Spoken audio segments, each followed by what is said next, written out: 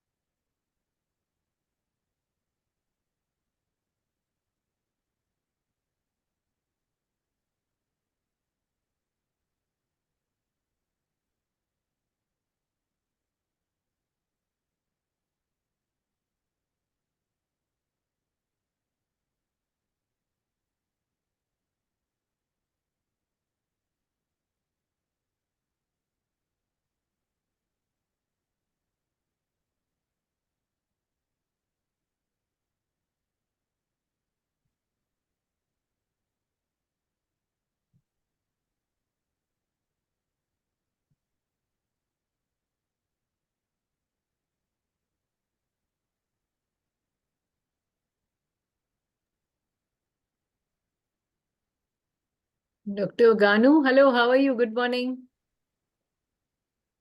Dr. Moini Ganu, ma'am?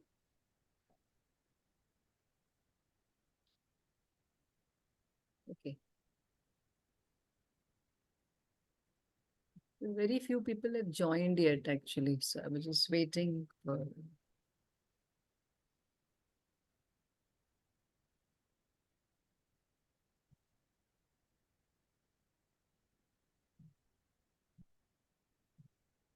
Okay. So it's 11. Should we start? Dr. Gayatri? Yeah. Varsha? Hi, ma'am. We can Yeah. start. Yeah, we actually. can start I'll now. just introduce her. Yeah. Okay. So very good morning to another session of Maharashtra Rheumatology Association Student-Teacher Interface. We'll start off with the case presentation first. Dr. Kavyasree Sunil, Senior Resident from first year of DRNB Rheumatology, TNMC and Nair Hospital, will be presenting the case. Our chairpersons are two senior rheumatologists from Pune City, Dr. Varsha Bhatt, who is a professor at Bharati Vidyapeeth Medical College, and Dr. Gayatri Ekbote. She's a senior rheumatologist at Dinanath Mangeshkar Hospital, Pune. So I hand over the session to both of you. Yeah, Dr. Kavyasree, you can start. Yes, ma'am. Thank you. Good morning, everyone. Am I audible? Yes. Yes, you're audible. Yes, Yeah. you're audible. Okay. So, myself, Dr. Kavyasree, I will be presenting a case for MRA today. Is my slide moving, ma'am? Yeah, it Yeah. is visible. Yeah. Yeah. The Yeah, we can 13-year-old see boy. it. Yeah. Yes. So there is a 13 years old boy.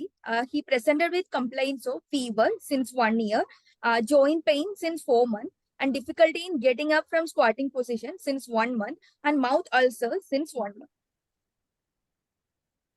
So the fever, it was a high-grade intermittent fever, documented 1 to 2 daily spikes. Patient was normal in between fever initially. Later, he started complaining of lethargy, fatigue, and anorexia. I request other participants to kindly put their phone on mute.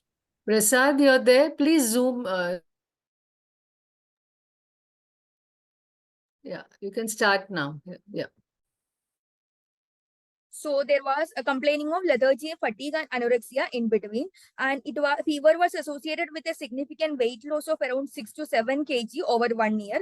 And there was no associated night sweats or rashes. And patient had recurrent episodes of admission for fever. However, no cause was found. And patient was treated with antibiotics and antipyretics, and he was sent home.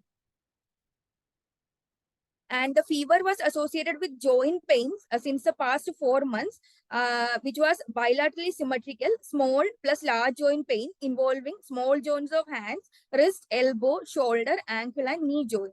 And it was associated with swelling of the joints with morning stiffness lasting for at least 30 minutes.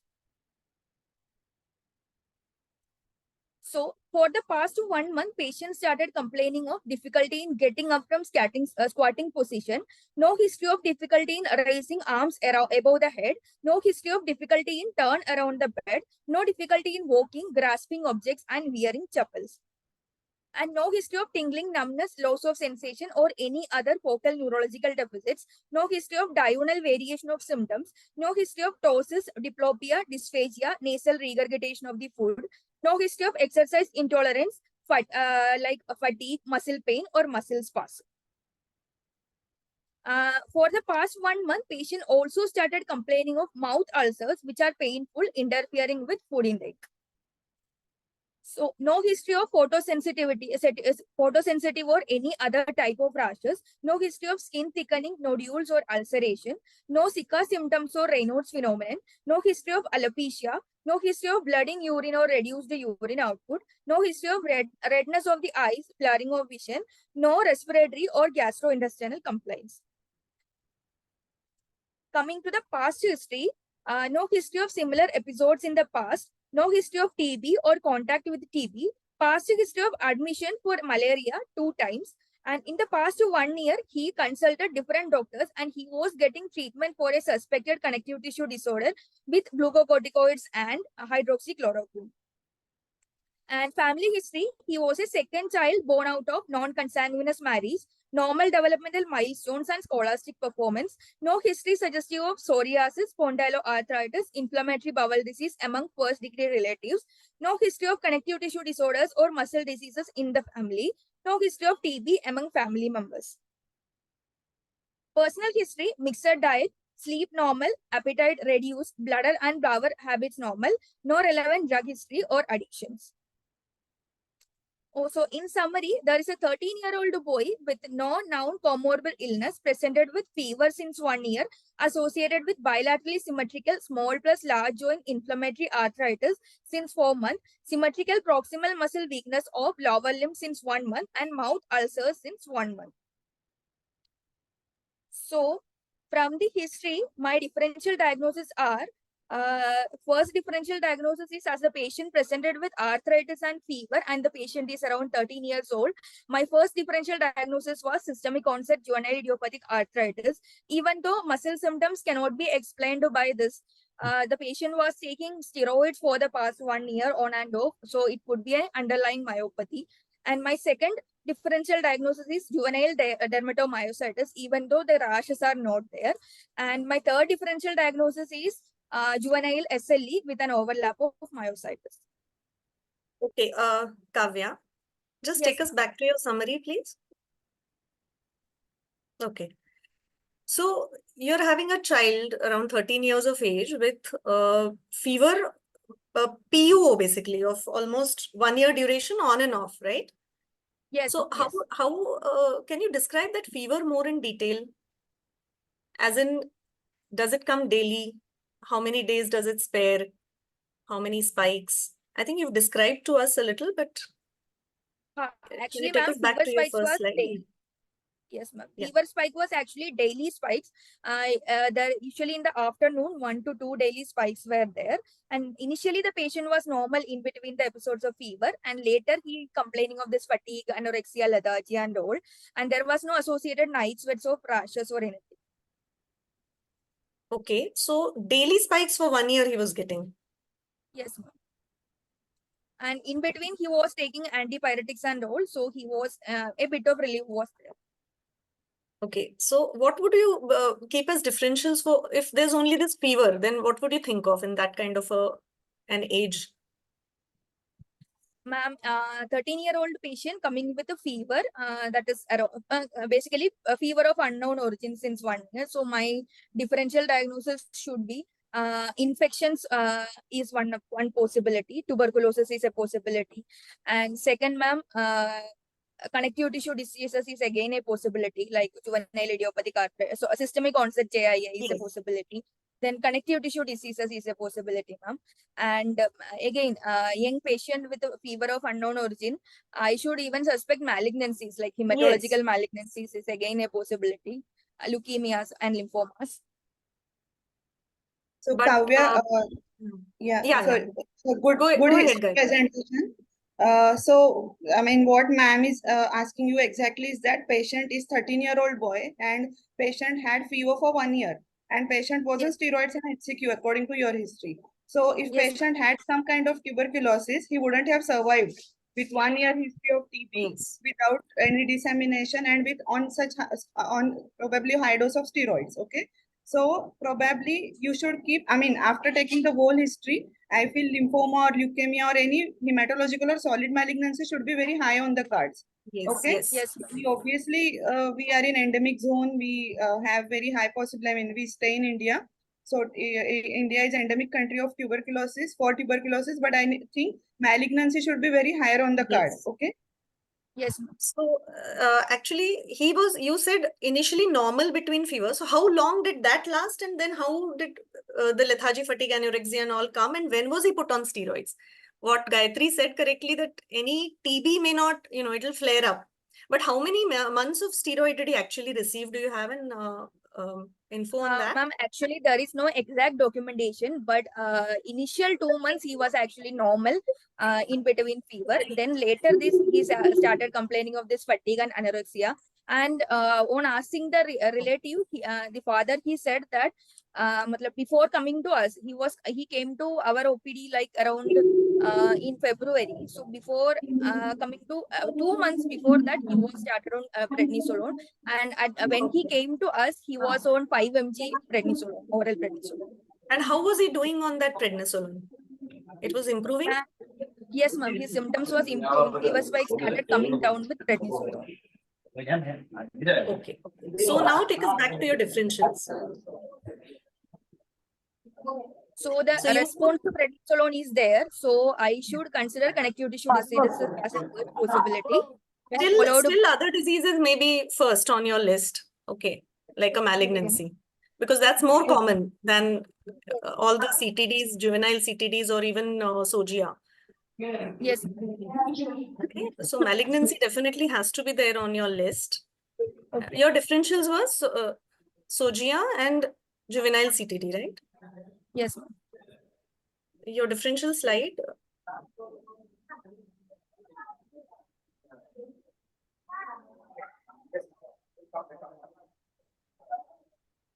Yes. Yeah. Okay. So he also has muscle weakness. Yes, ma'am. Yeah. So would that change your order? Muscle weakness. So muscle weakness in a 13-year-old child along with fever. What are the possible differentials for that? Ma'am, one possibility is again juvenile dermatomyositis, but he actually never had any rashes. So, so that's why I kept it as a second differential diagnosis. And another thing is steroids. He was on steroid for the past 2 months and so. So it could be a drug-induced myopathy also, along with some connective tissue disorder. Yeah, and is there a very specific history? Because there is no history of dysphagia or neck muscle, No, ma'am. No other truncal significant muscle weakness like involvement. that. No, Only ma'am. proximal muscle weakness they are giving, na? Yes. Okay. Anything, Gayatri, you want to ask? No, ma'am, I feel just DD should be refined. Kavya, we are Yes. internists first, okay? So don't get biased because you are a rheumatology resident, okay? You should always present a case like internal medicine resident or rather in your UG pattern, In your okay? case, yeah. So your DD should be very much refined and the most common illness should be put first, okay? We've not seen many CTDs na, when we were doing DNB or MD medicine, okay? That's it. So Otherwise, your Still's history disease. presentation was quite good. Yeah, Still's disease and brucellosis. Huh? and chronic Yeah, infective endocarditis. These two, what three things. other infections which may not have see he is received on and off in steroid, we don't exactly know, so sometimes even tuberculosis can last that long. Okay, Okay. so you have to put infections and malignancies in your list. Okay, ma'am. Okay, okay, go ahead. So moving on to general examination. On examination, the patient was conscious, oriented, and cooperative. Weight was 30 kg. Height was around 136 centimeters, and BMI was 16.6, and body surface area was 1.06 meters square. Patient was febrile. Vitals were vitally stable. And on examination, there was pallor present. Cervical lymphadenopathy was there. Level 1, around largest measuring 1.5 into 1 centimeter, non-tender, soft, mobile swelling with regular border. Palatal ulcers were present with oral candidiasis. No periorbital erythema, malar rash, rashes over hands or any other part of the body. No alopecia, no skin thickening, no calcinosis cutis or skin ulcers. No nail bed telangiectasias, puffiness of fingers or digital ulcers. Wrist, elbow, shoulder and knee joints are swollen, tender and movements are restricted due to pain, and there was no associated deformities. On system examination, per abdomen liver was palpable around 4 centimeter below the costal margin, which was non-tender with a regular border, firm in consistency. There was moderate splenomegaly, which that is 6 centimeter from the left costal angle, which firm in consistency with regular border. Other system examination was within normal limit. The MMT age score was calculated, which was around 66 out of 80. There was weakness of the the lower limb muscles, gluteal maximus, medius, iliopsoas, and hamstring muscles. So in summary, there is a 13-year-old boy with no known comorbid illnesses presented with fever since 1 year, associated with bilaterally symmetrical small plus large joint inflammatory arthritis since 4 months, symmetrical proximal muscle weakness of the lower limb since 1 month, and oral ulcer since 1 month. On examination, patient was vitally stable, pallor was present, palatal ulcers were present, cervical lymphadenopathy was there, hepatosplenomegaly was there, and proximal muscle weakness in the lower limb was present.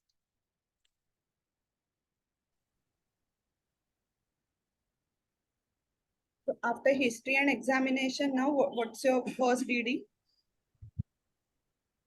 Ma'am, again, in the presence of this multi-system involvement, like inflammatory arthritis, hepatosplenomegaly, and lymphadenopathy, and fever, and myopathy, I still consider systemic onset JIA as one possibility. And again, because of the palatal ulcers and arthritis, I do consider juvenile SLE with a myositis as my second differential diagnosis. And I also consider keep the differential diagnosis like hematological malignancies again here because of the lymphadenopathy and hepatosplenomegaly. Okay, Okay, can so it still be lymphoma or leukemia? Yes, ma'am, it can. Why? So Why do you how say? do you define SOGIA? What's the, how do you define SOGIA? What's the classification criteria to call it as a SOGIA? Ma'am, arthritis that should be preceded by a fever of at least 2 weeks, and which is documented as a quotidian fever for at least 3 days, which is associated with an evanescent rash, hepatosplenomegaly, and lymphadenopathy, and serositis, ma'am, and Okay. exclusion of all other Yeah. Exclusion Yeah. of all other things is the Yes. entry criteria actually. Okay. Yes. So Yes. you can't So, really jump to SOGIA. yeah. Yes, ma'am. Again, you will have to keep. So he has cervical lymphadenopathy. He has hepatosplenomegaly, and maybe arthritis is there. Lower limb proximal muscle weakness is there, but nothing else categorically puts him in SOGIA yet. Yes, ma'am. Okay, so again, your differential will have to include a hematological malignancy. May not be solid tumor at this stage, but hematological malignancy definitely. Yes, ma'am. Okay. Okay, another thing is you said you have described the mouth ulcers to be painful, right? Can you describe lupus mouth ulcer to me? Ma'am, in lupus, ulcers are usually painless. It is usually a sign rather than a symptom. And unless it is complicated by candidiasis, like it will be painful. Okay, what are the usual sites for ulcers in SLE? Ma'am, palatal ulcers are very common in SLE. Then Okay. cheek and tongue. So palatal ulcers are common, yes, and they're painless usually. Yes, ma'am. Your patient had painful mouth ulcers, right? Yes, ma'am. Yes, ma'am.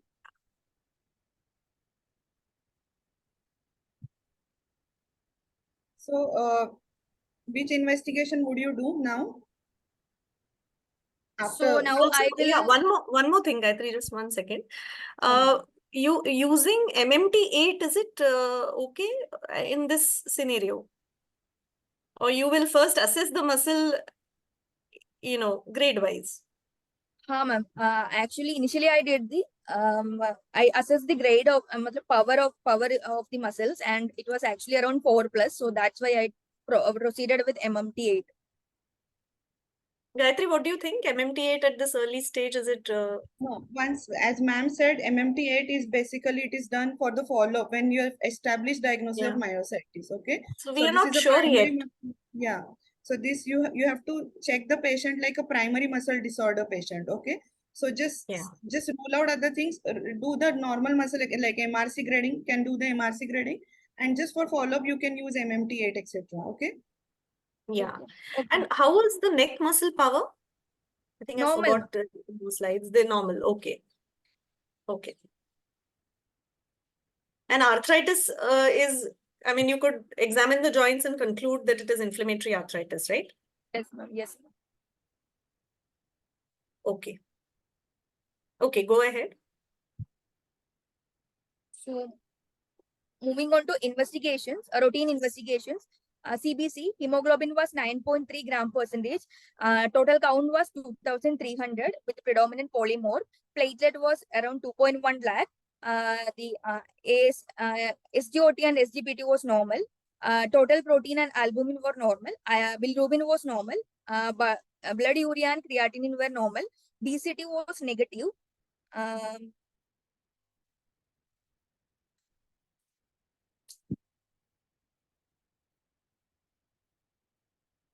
Chest X-ray was normal. Serum triglycerides was found to be raised 340, and CPK total was 20, and C3 C4 was in the lower side, and RA factor and anti-CCP was negative.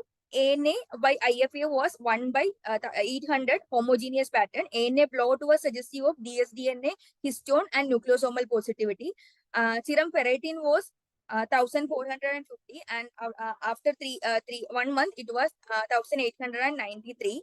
TB gold was negative, and USG abdomen suggestive of hepatosplenomegaly.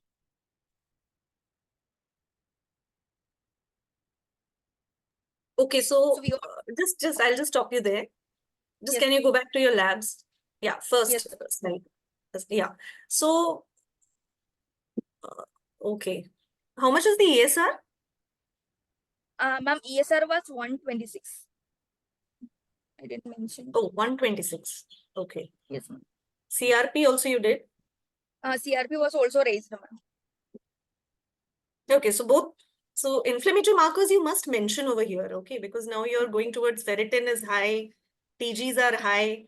What does that tell you? If the ferritin is very high, the triglycerides are high, you have cytopenia, patient is running fever. Ma'am, a component of macrophage activation. Yes.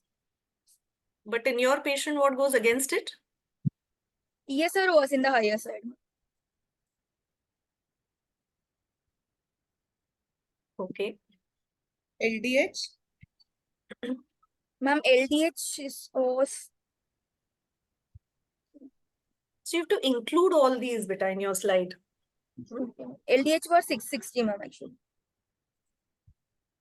Okay. So what we can see here is SGOT is normal. Yes, and CPK total is also normal. Normal. Yes, ma'am. So I'll just ask you one very basic question. In which all conditions you see positive rheumatoid factor? Yes, ma'am. In which all condition you see positive rheumatoid factor? It can be positive in 30% of normal population, ma'am. Yeah. Then rheumatoid arthritis, again, we can get a positive. Obviously, yeah.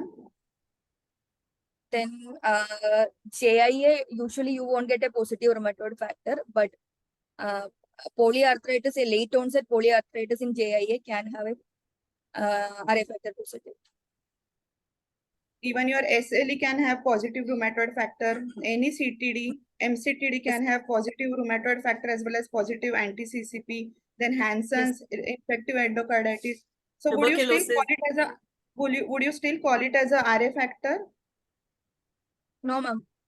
So you are a rheumatology resident, right? Please don't mention it as RA factor. Okay. Okay. This is very basic. Please call it rheumatoid factor. Okay, ma'am. Okay.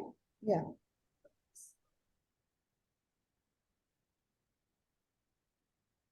Okay. Just take us to the next slide. Go ahead. Yeah. Yeah. Next slide. Yeah. So, okay. What are the causes of high ferritin? Ma'am, the causes of hyperferritin, one is macrophage activation syndrome, then adult onset Still's disease, then hemoglobinopathies, recurrent blood transfusion, any chronic inflammatory state can have a raised ferritin. So those should come always above your rheumatological conditions. Okay. Yes, ma'am. Thalassemia is still a very common cause of. Yes, ma'am. Hemoglobinopathies. Yes. What else? Anything else?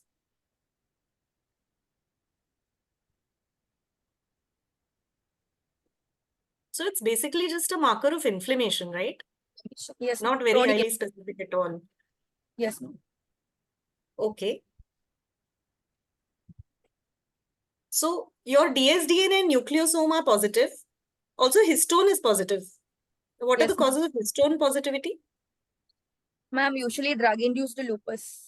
Which drugs? Ma'am, isoniazid, pyrazinamide.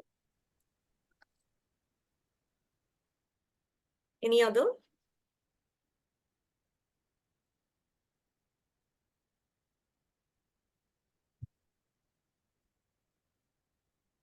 Hydralazine.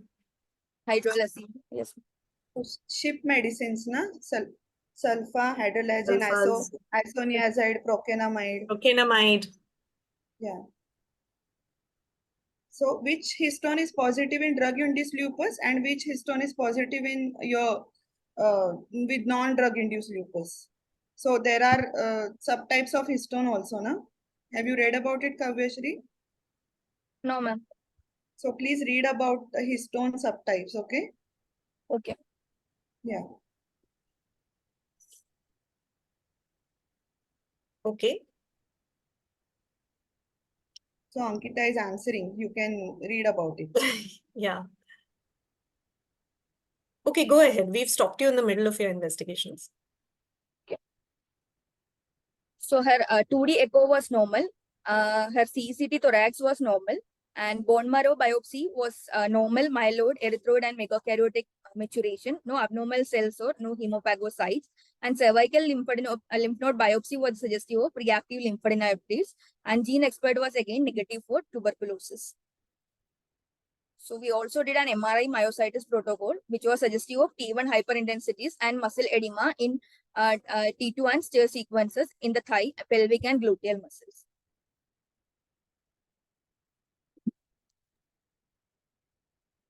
Did you do EMG? Ma'am, actually, we have planned for EMG. Yeah. It is yet to be done. So EMG was not done? No, ma'am, it is yet to be done. Okay. So anyway, now you've done MRI. What would you prefer, MRI or EMG? Ma'am, MRI is more specific. Why? Because it is very difficult to differentiate different causes of myopathy by EMG. But your Bohan and Peter criteria mentions which investigation and the newer criteria mentions which in the investigation? EMG and MRI. And EMG and biopsy. Okay. So would you still get anything positive in this biopsy? Ma'am, biopsy can be positive, ma'am, for inflammation and perivascular inflammation and perimuscular. Okay, go ahead. I think we'll talk about it later. So patient has been treated as juvenile SLE with myositis. Patient received IV methylprednisolone pulse followed by high dose of steroid in tapering doses. Considering severe pancytopenia, cyclosporine has been added as a steroid sparing agent. Currently, patient is symptomatically better. Fever is subsided. Arthritis is improving. Oral ulcer subsided and muscle weakness is improving. And his pancytopenia is also got improved. So can you put across a diagnosis first, final diagnosis, because this is the end of your, is this the end of your presentation? Yes, ma'am. Okay, so before that, what is your diagnosis now? So my diagnosis is juvenile SLE, which has a predominant musculoskeletal manifestation like arthritis and myositis with pancytopenia, bicytopenia.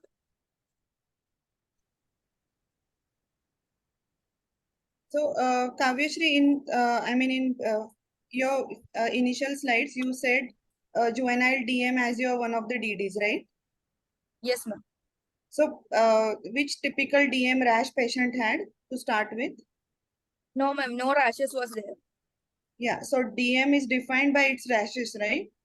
Yes, ma'am. Yeah. So, did patient ever give history of the rash, typical rash? No, ma'am, no history of rashes was there. Yeah. So, I don't think that's, you can put that as a diagnosis, or you could just say that there is a possibility, but patient did not give any history of typical DM rash. Okay. So, just tell us something about a typical dermatomyositis rash. What all You you can get heliotropy rashes will be there. That is characterized by periorbital erythema, and the rash will be in the face also, involving the nasolabial fold as well. And you can get Cotron's papule, which are erythematous maculopapular rashes over the knuckles, and you can get Cotron sign as well sometimes. That is erythema over the extensor surface. Then you can have V sign and shoal sign in the back and trunk. What is holster sign? Ma'am, in the lateral aspect of the thigh, you will get rashes. That is The called lateral. holsters. Okay. Yes. Okay. And Okay. you How do you forgot something differentiate? very- Suppose you have an SLE patient and a dermatomyositis patient. How will you differentiate the rashes? Ma'am, They sometimes typically look similar. rashes actually in the SLE, the rash should typically spare the nasolabial fold, and in dermatomyositis, this nasolabial fold is usually obliterated. Okay. What about And hand? SLE rash, this rash in dermatomyositis, that is typically in the around the knuckle area. So SLE, it does not have that kind of appearance, and it is said that the rashes of dermatomyositis is typically pruritic rather. It is not seen in SLE. So it will be in between the knuckles, no, in SLE. Yes, ma'am, in between. Yeah, I think Ankita is answering. Yeah. Okay. And you forgot about cutaneous, cutaneous, you forgot about calcinosis. Calcinosis. We can get calcinosis, you can get telangiectasias and all, nail bed Calcinosis, where all can you get? Yeah. extensor surface, along Like? the bony prominence, along the bony prominence. Yeah. So which are the commonest sites? Elbows, Yes. in the back, elbows, knees, and in the back also we can get. Shins In the, also. yes, You can iliac also sometimes get it at tips of the fingers as well. okay. Okay. Any antibody that is associated with calcinosis in children? NXP2 antibodies, ma'am. Okay. Okay. Any other cutaneous manifestations of dermatomyositis you know, apart from these regular rashes? Nail bed telangiectasias. What else?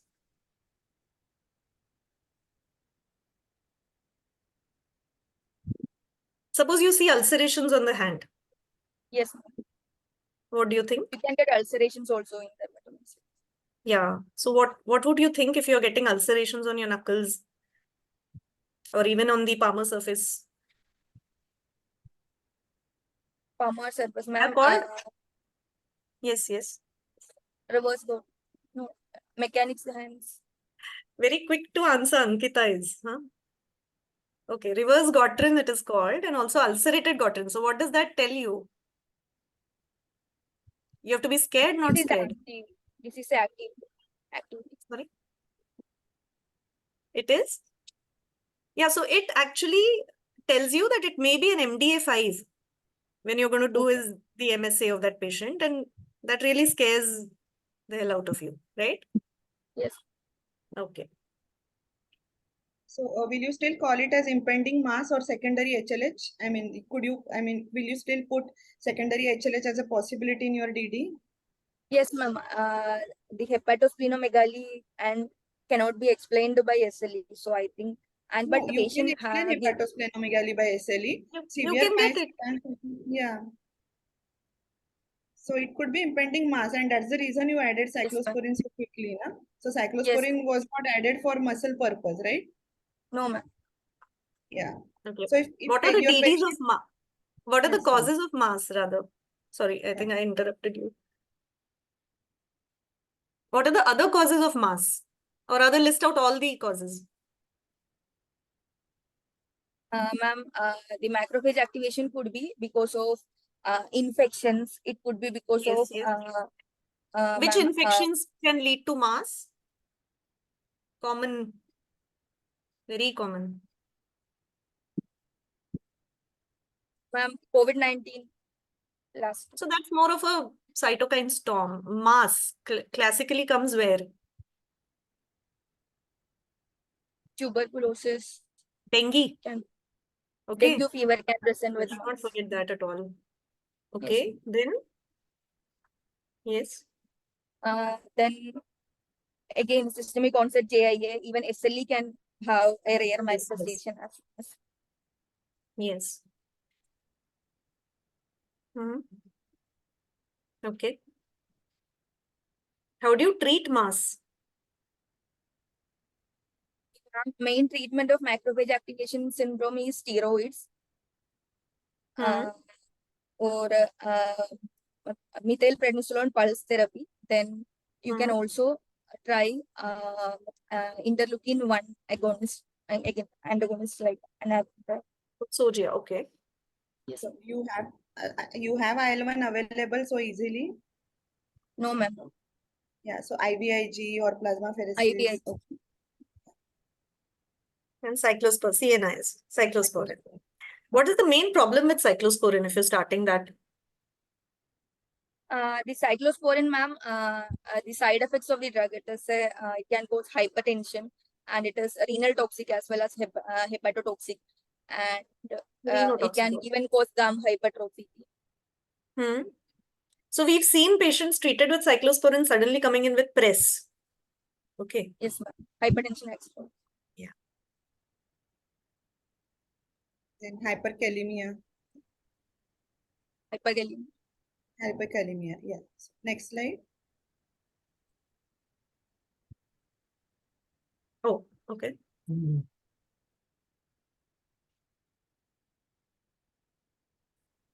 So can you define a juvenile disease, juvenile inflammatory, juvenile CTD or juvenile arthritis? So how do you define a juvenile CTD or juvenile arthritis? What does juvenile mean according to your textbook? Ma'am, less than 16 years of age, presenting with bilaterally symmetrical arthritis with swelling, joint pain, and movement disturbances, and you are in, lasting for more than 6 weeks, and all other causes are ruled. Okay, so on before 16 birthday, okay, of the child, right? So this is the textbook definition. So can you just Yes. tell us IR criteria of juvenile inflammatory arthritis? Ma'am, criteria. Yeah, ILR. If not you, if anybody else can volunteer and please tell us ILR criteria. Ankita, Dipti, Shri, Akanksha, anyone is there? residents. Ankita has unmuted herself. Ankita, you can answer. Ma'am, arthritis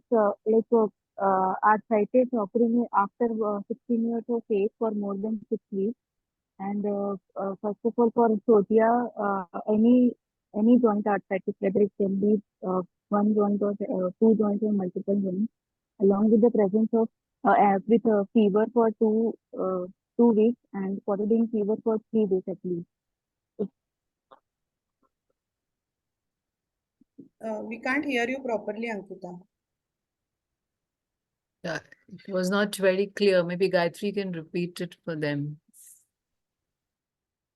So just ILR criteria, I think is important. You all need to know the definitions of ILR. I mean the diseases under your International League of Rheumatology against rheumatology. I mean you have to know about each particular disease, right? So that could be your exam question.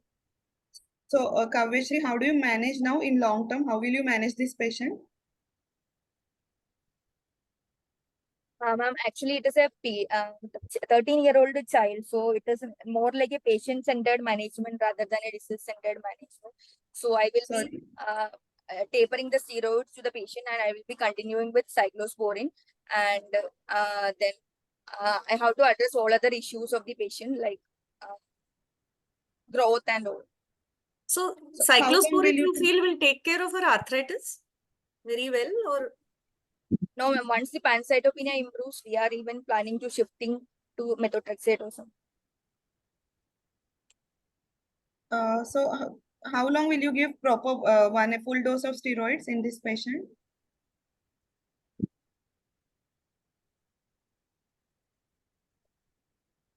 At your center, what you do?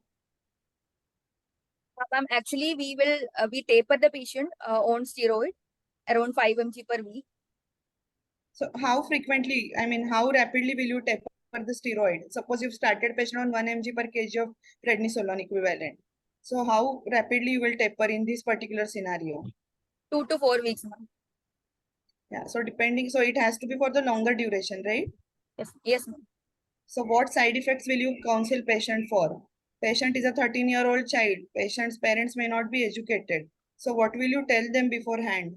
That we are going to give just prednisolone. So what will you tell them? That the patients should be addressed about the problems with the steroid abuse, like Cushingoid features and all, and about weight gain, then osteoporosis. Patients can even have osteoporosis, avascular necrosis, and all. He's a 13-year-old child, na? So there could be growth retardation if he's not reached the puberty yet. Okay? Yeah, so that has to be kept in mind. He will be stunted for whole of his life later on. But then you Yes. need to counsel him. Not like in the first visit, because you have to treat the disease, you have to save the patient. But you can give them the possibility of such things, okay? But you have to tell them that the benefit is overweighing the risk, okay? So that's why you have to give steroid for so long, okay? Yes. Otherwise, this disease could be life-threatening. Okay. so Right. what is the percentage of myositis in lupus? Ma'am, around 10 to 15%. Okay. Is it more in childhood lupus? Is there anything like that? Yes, ma'am. It is more commonly documented in pediatrics. Okay. I think it's around, the range is rather wide. But proven myositis is quite less. 6 to 10% maybe. So 20 to 40%, so there could be some subclinical myositis, as ma'am said, okay? And what is the percentage of hyperperitonemia in SLE? I don't know, ma'am. So few of the studies show that 18 to 20%. So hyperperitonemia could be that common, and it's a marker of disease activity, okay? So you have to take it as an active disease, okay? So now you have such classic case, read about hyperperitonemia and SLE. And you have to look for CAPS, catastrophic APLA, okay, in SLE patients if they have hyperperitonemia. Have you done APLA workup for this patient? No, ma'am, we haven't done. Okay, would you do? Yes, ma'am. Why? Hyperferritinemia. So that if patient didn't have hyperferritinemia, would you still do APLA workup in this patient? Yes, ma'am. Secondary APLA syndrome can be there as a part of SL. So APLA antibodies could be positive in 1/3 to 2/3 of the patients, okay? Yes. But Yes. it just because patient had pancytopenia, hyperferritinemia, I think you can go ahead and do APLA workup also. If patient doesn't have any financial issues or if it is done free at your center, okay? Okay. So if you have a lupus Yes. patient coming with pancytopenia, rather actually leukopenia, how would you differentiate the diagnosis? What Ma'am, could be the possibilities? leukopenia can be because of lupus only, ma'am. Lymphopenia can be there as a part of disease activity in lupus. Okay. What else? So that is usually lymphopenia, right? Yes, ma'am. Also neutropenia, can it occur as a part of disease activity? Yes, ma'am. And it can be because due to drug induced, or it could be due to secondary infections. Okay. So drug-induced leukopenia will affect what cell line? What part of Neutropenia. your? Mostly neutropenia. Okay. All right. Any differences between childhood lupus and adult lupus? Do you know? Ma'am, childhood lupus, actually male patients, male patient and early onset of disease is associated with a very poor prognosis, and the disease activity will be very more at the onset of the disease itself compared to adult, and they are even more prone for end organ damage like renal manifestations, neuropsychiatric manifestations. So renal and neuropsychiatric are worse, are Yes. more in childhood lupus. And cytopenia. Cytopenias. And cytopenia. Yeah. So if you have a patient with arthritis and cytopenia, like this boy, how will you manage? Yes. See, I'm asking you very practical questions. This is what comes in your OPD routinely. What will you do? So we have to manage arthritis and cytopenia simultaneously. So we have to consider drug accordingly. That is, drugs does not have any much hematological manifestation, much bone marrow toxicity, but they are effective in arthritis. So I will give the patient on. I will start the patient on prednisolone again, I said, and then I should consider drugs which does not have much effect on cell lineage, much hematotoxicity. Like here, cyclosporin was given to the patient. So once the cytopenias improve, we can shift the patient on drugs like methotrexate for the management of arthritis. What about MMF, mycophenolate? MMF can still have, it has it is also have bone marrow toxicity. Let's Ma'am asked you about arthritis. So is MMF Does it help arthritis? Yeah. Or does it not? It is not as effective as methotrexate in arthritic manifestation. Okay. Okay. So I have last two questions. What is the dose of hydroxychloroquine in this particular patient, in juvenile patients? So how do you give hydroxychloroquine to children? At a dose of 5 milligram per kilogram. Okay. So how frequently you will do their macular examination or fundus examination? Ma'am, at the end of 1 year, we will do, then if the and then repeat every 5 weeks. Yes, very good. And then from my side, last question is, what is RIM trial? What is full form of RIM trial? Ma'am, I don't. RIM. So rituximab in myositis is a landmark trial. Okay. So please read about it. It's a very famous Viva question and it's a very practical question. Okay. So read about RIM trial. Okay. Yeah. Yeah, we have Dr. Joyce also with us. Dr. Ramesh, would you like to ask any questions? You've already put a comment in the chat box. Dr. Ramesh, you're there? Yeah, I'm very much there, madam. Yeah. So please, any questions would you like to ask? And your comments, you can say what you wrote about drug-induced lupus in the chat box. Yeah. I mean, I think what I wrote in the chat box was amongst the newer drugs, anti-TNF drugs are known to cause drug-induced lupus. When anti-TNF drugs first came, it used to be mandatory before initiation to do an ANA. But then after that, now we have stopped doing it because we know it's a rare side effect. But over the years, we've seen 1 or 2 patients here and there, but generally they are mild. Somebody had asked a question about difference between drug-induced lupus versus autoimmune lupus. Generally, drug-induced lupus are mild, the musculoskeletal and cutaneous. End organ involvement is rare, like renal or neurological, cardiac. These are all very rare in drug-induced lupus. And autoantibodies, I think histone is predominantly positive. So that's about the drug-induced. Somebody, I think, had also mentioned about MRI. I mean, the only comment I'm an adult rheumatologist, so whatever I say is only from an adult perspective. We have a lot of pediatric rheumatologists in Bangalore, so we don't manage any pediatric patients. They're all referred to pediatric rheumatologists. So from an adult perspective, as far as investigations in myositis is concerned, from a practical utility, especially when cost is a concern, for me, an MRI comes before an EMG. An EMG would only tell you whether there is a myopathic pattern or a non-myopathic pattern. Other than that, it is not going to tell you anything. Or if there is a myoneuropathy, other than that, it's not going to give you more information.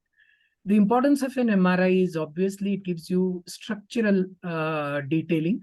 That's number one. It also gives you the extent can be gauged by an MRI.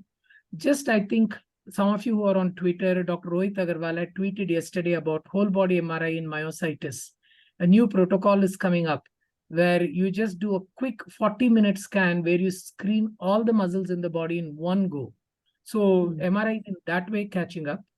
MRI is also useful to localize the inflamed muscle for a biopsy.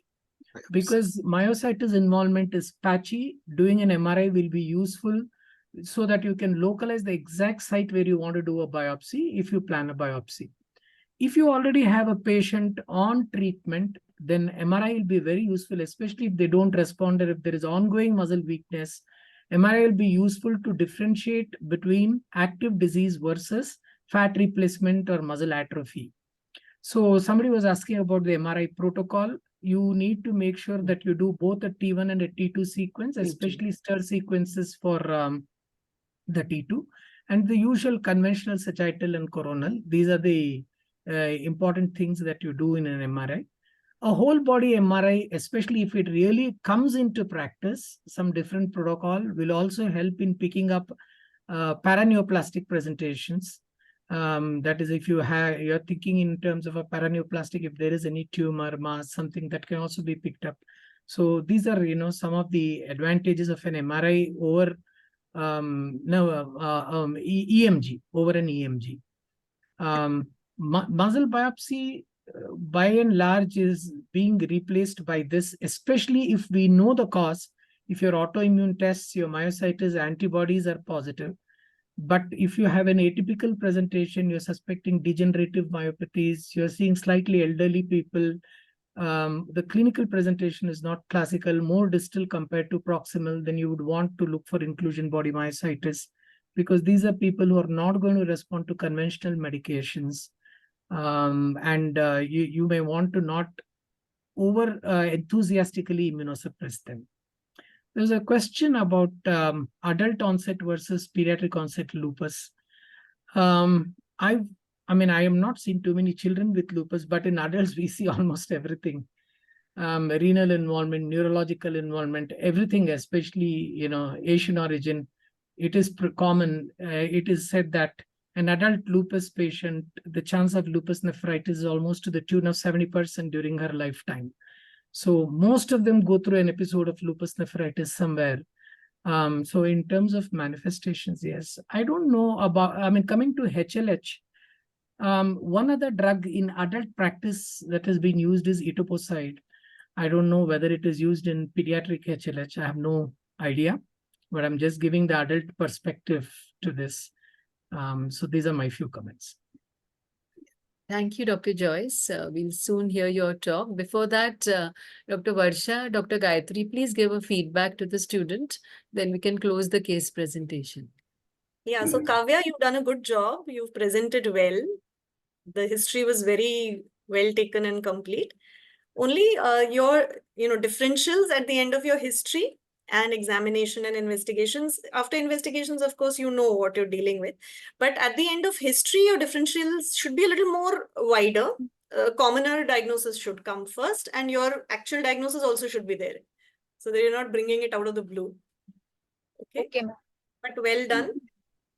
Thank I you. think it's your first presentation. So Yes, So for first years, I mean, it's very good. So as ma'am said, the DD should be wider. And you need to put a thought. Just because you're doing a rheumat residency and just because you know the case retrospectively doesn't mean that you can put CTD as your first DD. Okay. So probably as you grow old and as you become a final year resident, you will understand these things better. Otherwise, it was a very good case presentation. So hoping to see many case presentations by you. Okay. All Thank the you. best. Yeah. Thank you. all the best. Thank you, Dr. Kavya. You can stop sharing your slides. Dr. Varsha, Dr. Gayatri, thank you so much for chairing the session today, for sparing your valuable time Thank on you. a Sunday morning. And do stay with us for the next very interesting talk by Dr. Ramesh Joyce. Dr. Ramesh, you can start sharing your, share your slides also while I just introduce you. Dr. Ramesh Joyce is a well-known rheumatologist from Bangalore. He is MD, MRCP and CCST Rheumatology from United Kingdom. He takes me great pleasure to invite him and introduce him today. Thank you for accepting our invitation to the Maharashtra Rheumatology Association virtual session. He's a consultant rheumatologist at Manipal Hospital, Bangalore. He's the Vice President of Indian Rheumatology Association, Karnataka chapter. He's also the convener for the famous Karnataka Vasculitis Club, which we often attend. He has 46 publications to his credit. He's also very famous for participating in different debates on the IRA forum. His special interest is vasculitis. Today, he is going to talk on immunosuppression or management of inflammatory eye disease, which we all so frequently encounter, and we try to rush to our ophthalmology colleagues as to how to manage. So welcome, Dr. Joyce.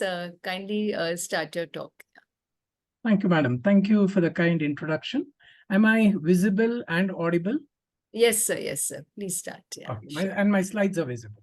Slides. You can just move and show me if your next slide is moving. 1 second. Yeah, the slide. Yeah, you can start. Slides are moving, sir. Yes. Yeah. Over to you. Yeah. Thank you, Dr. Kavita, for asking me to speak.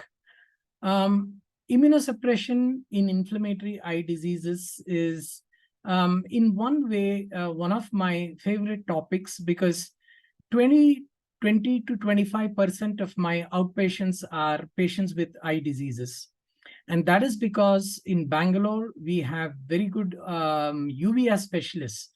And a lot of cities may not have this luxury of having uvea specialists. So we do have designated uvea departments in Bangalore.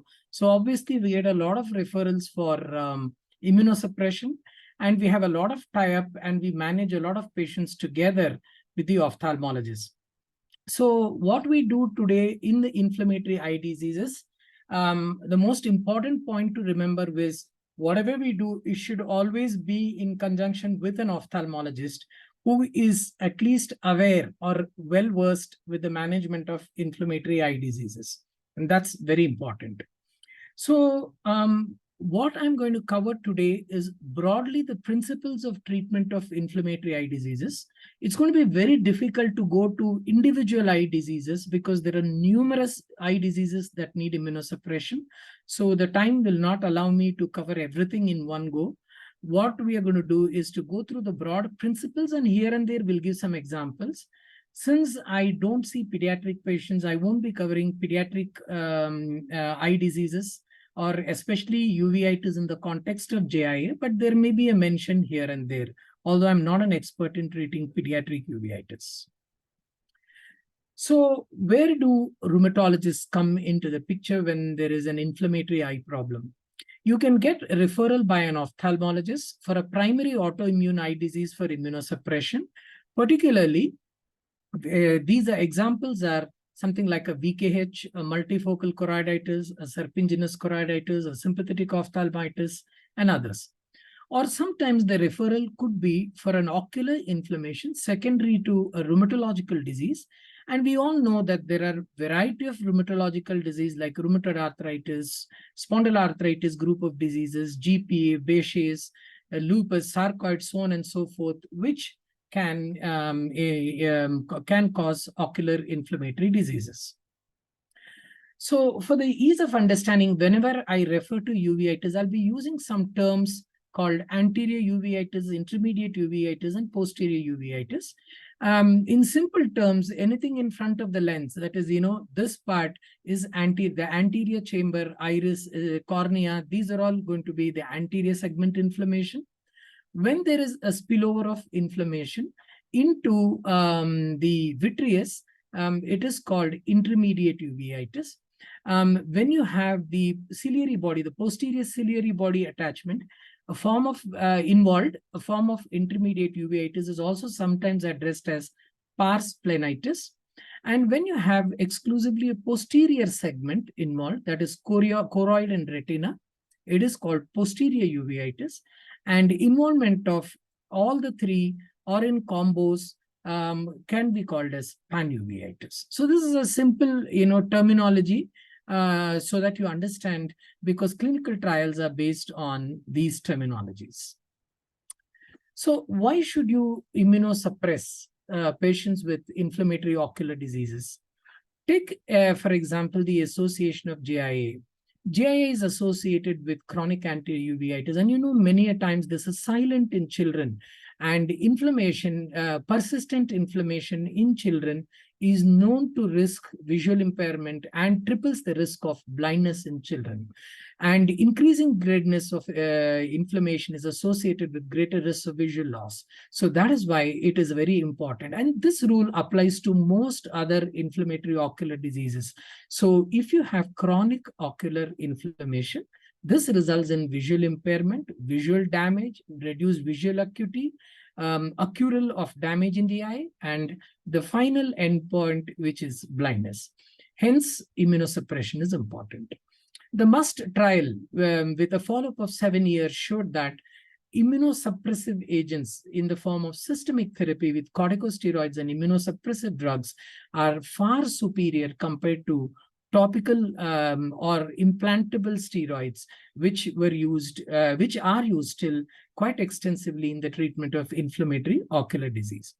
And when you take the individual example of various inflammatory ocular diseases, it has been shown that the addition of corticosteroids plus a steroid-sparing agent is superior compared to topical medications only. And it is also important to understand that patients with intermediate and posterior uveitis do not respond to topical medications because the topical medications do not penetrate till these layers of the eye, and systemic medications are important, and hence immunosuppression is important. So combined immunosuppressive therapy has been shown to have better ocular outcomes in multiple diseases. So like in rheumatology, there should be also a goal when you treat eye diseases. The goals should be either, number one, complete remission or low disease activity, like how we define in your treat to target approach in rheumatological diseases. So when you look at it, you're looking at complete remission, then there should be no ocular inflammation, and patients should not be needing oral or topical steroids. So that is called complete remission. And how do we define ocular inflammation? That is by various things that the ophthalmologists do. They can tell you whether the ocular inflammation is still persistent or not. It is not just by slit lamp examination, but by looking at the fundus. Then you have OCT, then you have FFA, you have B-scan, so on and so forth. At least an acceptable state would be where there is control of inflammation in both eyes, where the oral steroid requirement is as less as possible, preferably less than 7.5 or even 5 milligrams, and should be less than 2 drops of topical steroid per eye per. So that is when you can say that, it is under low disease activity. So which of ocular disease patients need to be referred for an immunosuppression at the earliest? A group of experts sat together and formed something called Ocular Immunology and Uveitis Foundation. This is from 2016. So some of the thought processes now have changed, but these are the broad principles, I would say, and where I think they should be referred early, I will obviously highlight it. The absolute indications according to this expert forum were VKH syndrome, Behçet's retinal vasculitis, scleritis secondary to ANCA-associated vasculitis, necrotizing scleritis or peripheral keratitis associated with vasculitis or rheumatoid or relapsing polychondritis, ocular cicatricial pemphigoid, sympathetic ophthalmitis. So these are some of the diseases. So this is based on etiology. And they also said about relative indications. Now, some of these relative indications, if you see, can also become absolute indications, depending on the circumstance. The reason why they put it as relative is if you see somebody with the first episode of uveitis, you may not need systemic medications. For example, a child with anterior uveitis with GIA may not need systemic medications up front. So B27 related anterior uveitis may not need systemic medications upfront. But then if there is somebody whose disease is not under control with topical medications, somebody who's got very aggressive disease, somebody who's got bilateral disease, somebody who needs oral steroids and you're not able to taper them in these contexts, then all of this becomes an indication for systemic therapy, irrespective of the etiology. Focus Initiative was another group of experts, and they grouped the inflammatory ocular disease in a slightly different way. And they said the indications for systemic immunosuppressive therapy, ocular and anatomic reasons included sight-threatening acute disease, chronic persistent inflammation, that is what I just told a little while ago. Somebody has an exudative retinal detachment, posterior involvement, and macular involvement. And as I said earlier, topical medications do not penetrate into the posterior chamber, so you need systemic medications. Somebody's got a binocular sight-threatening disease, and I would put another indication in this, a one-eyed individual with ocular inflammation. So if a patient has already lost one eye and the second eye had the only working eye has even moderate inflammation, I would hurry with an immunosuppressive drug for this sort of patients. GIA, obviously, the bottom line is sooner the better.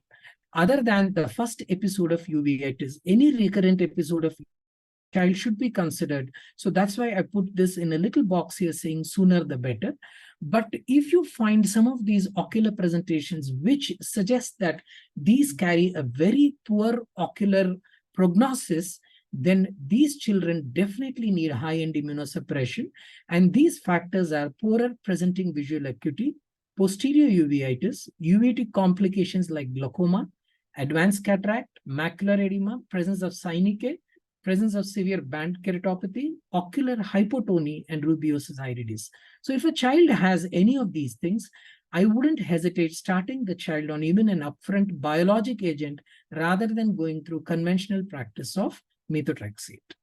So this would be aggressive immunosuppression. Adults with severe disease where the visual acuity is worse than 20/100, increase in vitreous haze of a grade of more than 2, if there is a recurrence of cystoid macular edema, and any eye disease that impacts the quality of life. So you can always look at treatment indications from a different perspective. The first severe episode could also be treated with a periocular steroid. If that fails, definitely systemic therapy.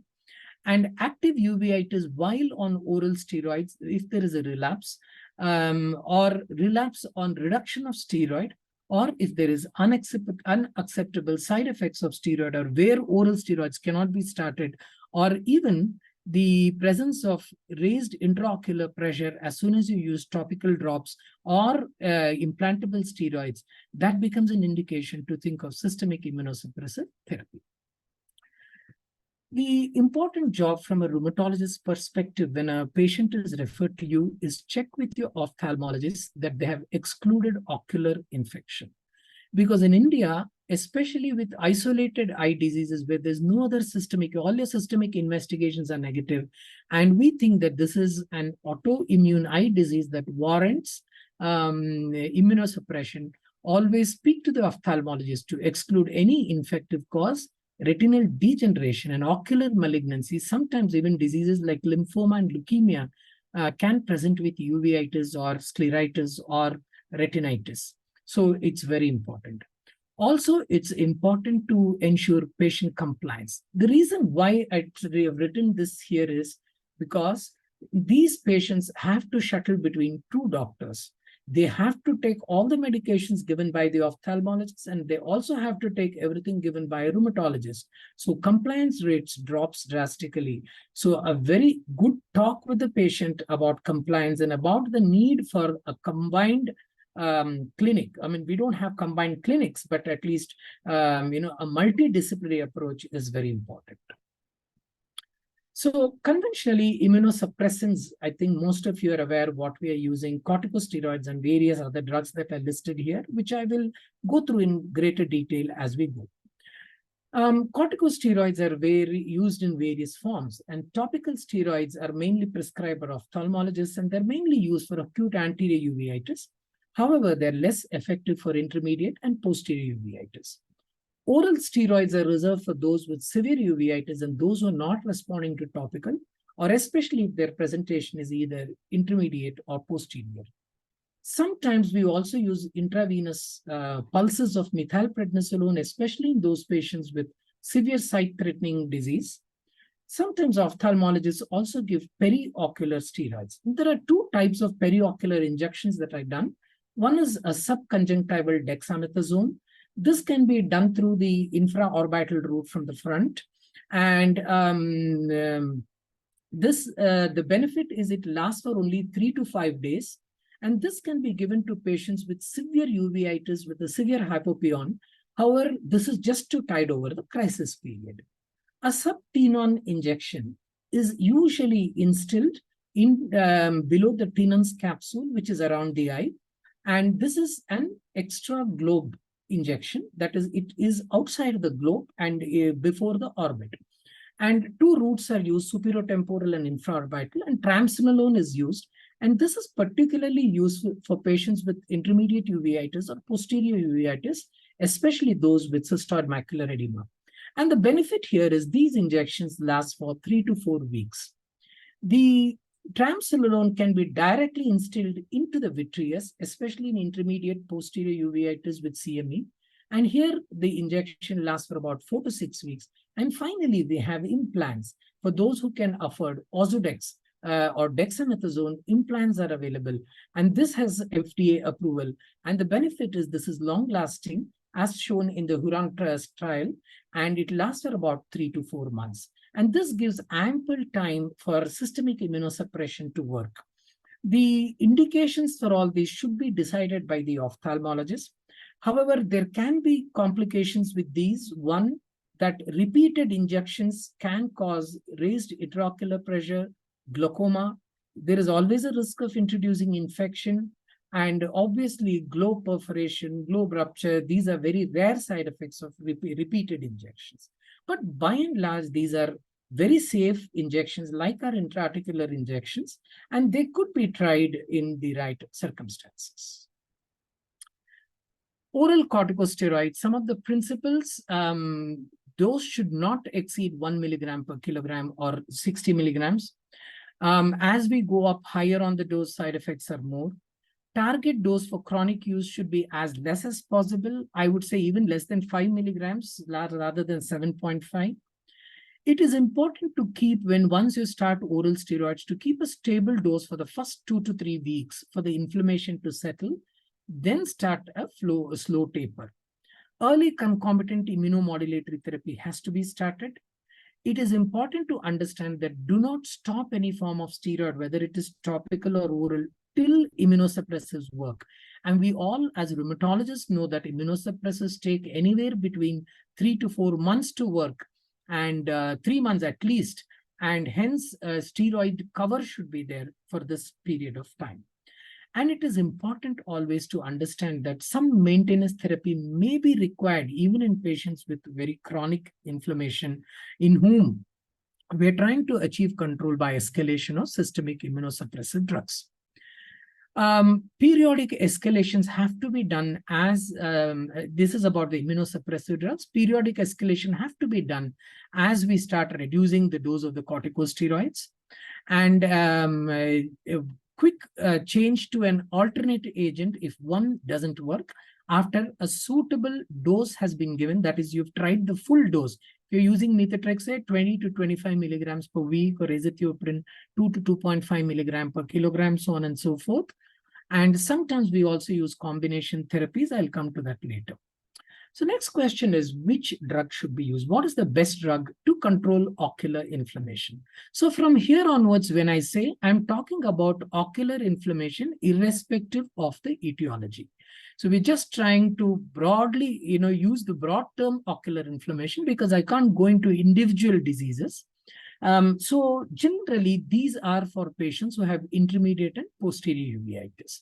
So the first study was from Johns Hopkins, 257 patients, which showed that mycophenolate and azathioprine were similarly effective for uveitis control.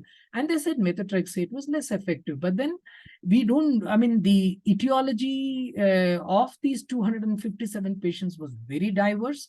Whether methotrexate was a good drug for all these indications is a question of debate. Mount Sinai study for posterior uveitis said treatment with immunosuppression with mycophenolate achieved uveitis control in majority of the patients at 2 years, and that too at between 2 to 3 grams. And 21% of their patients needed a second immunosuppressive drug. And about 15% of patients were able to discontinue steroids altogether. So these were some of the very early studies. The most common immunosuppression we use is methotrexate. So what is the comparison between methotrexate versus MMF, which is good? Professor Ratnam from Arvinda Institute in Madurai was the first one who did a 67-patient multi-center study of methotrexate 25 milligrams weekly versus MMF 2 grams, and showed that there was higher success rates with methotrexate. However, secondary endpoints were not different between the two drugs. So there were some other such retrospective series that preferred one drug over the other. This Galler study said MMF is better, so on and so forth.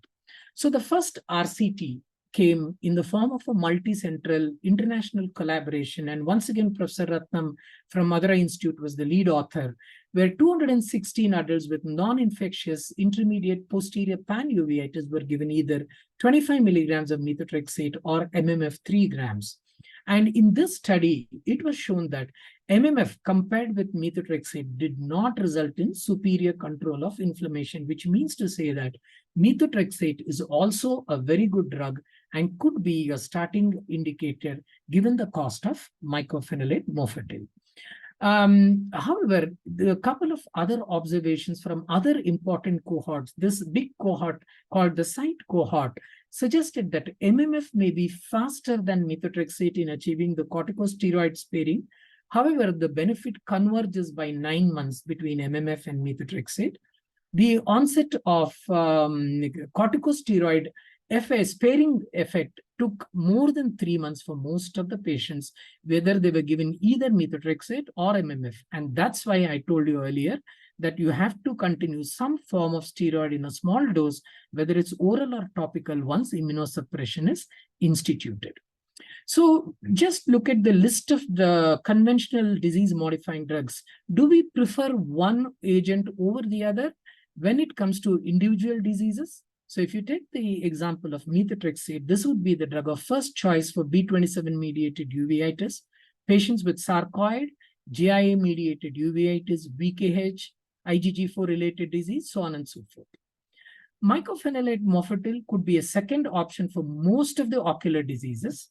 However, it would be the first drug of choice in a couple of particular conditions, one of which is cicatricial ocular pemphigoid or OCP, birdshot retinopathy, which is a type of panuveitis, an autoimmune panuveitis, and also maybe in certain selected patients of panuveitis. Cyclosporin is preferred as the first drug of choice, particularly in Behçet's, and also in those patients who require pregnancy or lactation. However, since rheumatologists are more familiar with the use of tacrolimus, just a word about tacrolimus, there is very little evidence for tacrolimus in ophthalmology. The benefit has just been extrapolated because cyclosporin works in a few indications.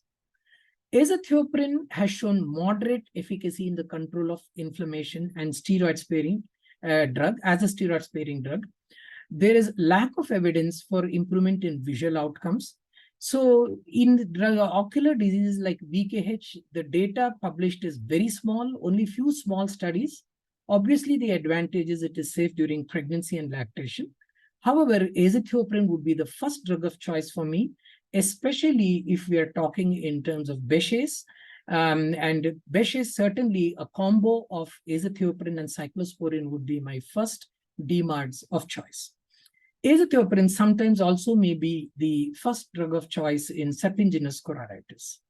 Cyclophosphamide may be preferred, especially if you're seeing necrotizing scleritis, whatever may be the etiology, whether it is GPA, rheumatoid, relapsing polychondritis. It may also be a drug of choice for cicatricial pemphigoid, which can cause a lot of ocular scarring, and also in severe lupus retinopathy.